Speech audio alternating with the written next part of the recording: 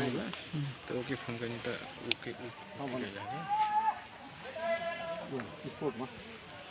डन्डाले बाटो बनाउँदै आयो भने त आइहालिन्छ नि बाटै बनिसक्यो अहिले त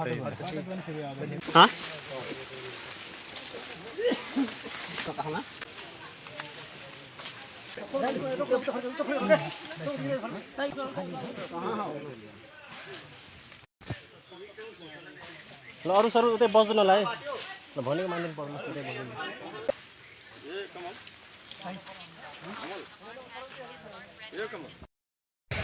अस्ति शुक्रबार 2 बजे घरबाट निस्केको घरबाट काम विशेषले बाहिर जानुभएको कपिलवस्तु नगरपालिकाका पूर्व मेयर किरण सिंहज्यू अस्ति शुक्रबार 2 बजेदेखि घरबाट निस्किसकेपछि 5 बजे 5:30 बजेसम्म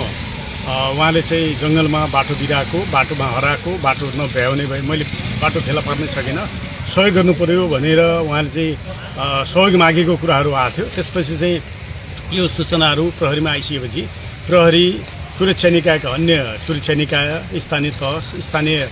नागरिक सबैबाट चाहिँ खोजिन्तीको व्यापक काम भएको थियो। हिजो अस्तिदेखि नै हामी काम सुरु यस्तै खोजी तलासकै काममा थियौँ र हिजो दिनभरि भयो र हिजो राति आज अहिले चाहिँ खोज तलासकै क्रममा यही जुन एरियामा उहाँले चाहिँ सहयोग माग्नु भएको थियो म हराएँ बाटो बिराएँ भनेको थियो त्यो एरियामा अहिले केही छिन अगाडि यो उहाँको डेड बडी भेटिएको भन्ने जानकारी आएको छ। अहिले म घटनास्थलमा पुगेको छु।